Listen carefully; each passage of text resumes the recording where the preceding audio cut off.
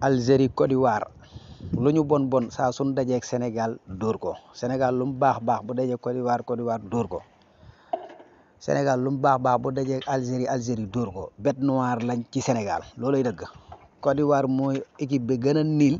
ci CAN bi moo organisé mais yorul équipe voilà yow mën ngaa doon champion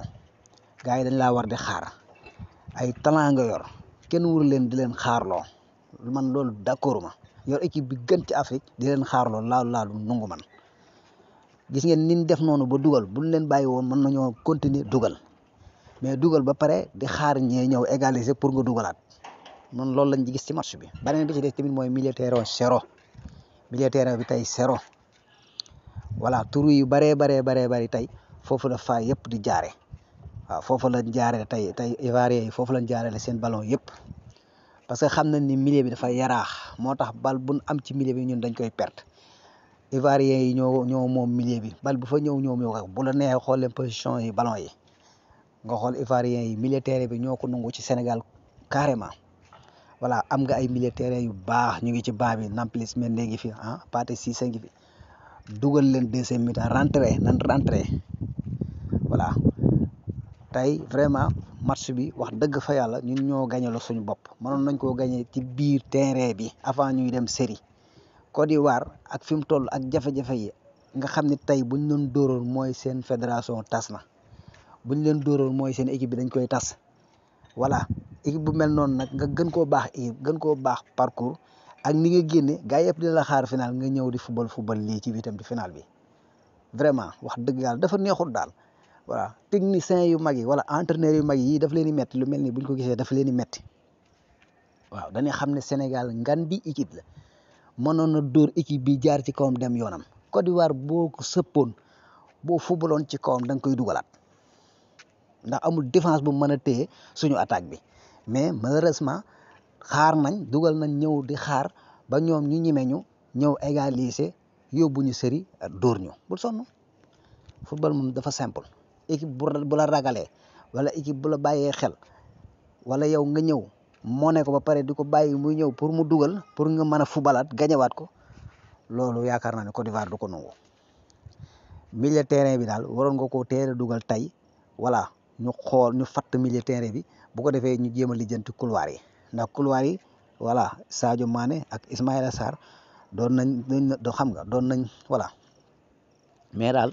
tey moom wax dëgg fa yàlla liñ naan fenn doxul dara voilà kon yaakaar naa ni ñun ñoo dóor la suñ bopp ndax Côte d'Ivoire vraiment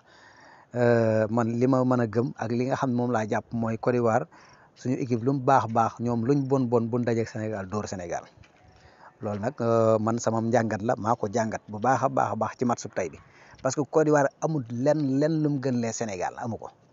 voilà confiance bu ëpp nag baaxul ndax man gis nga confiance bu ëpp moo ma dugal ci tey jàppoon naa ni victoire la ñuy am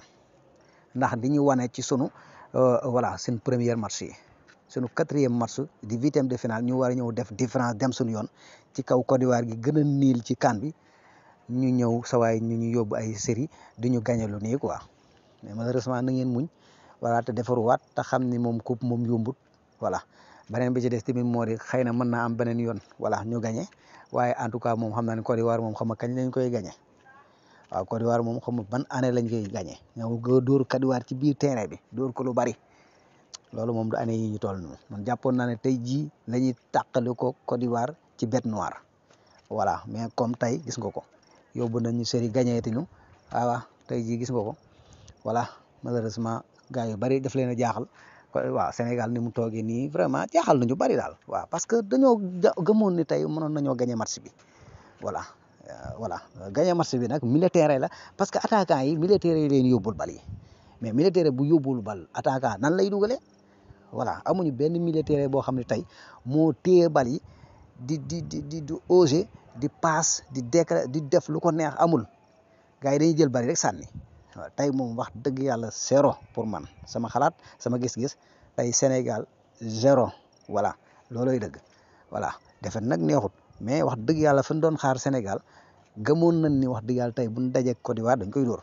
voilà ci biir terrain bi waxuma la man ay série moom wax dëgg yàlla man dépassé woon naa ko man série jàppoon naa ne final wala demi final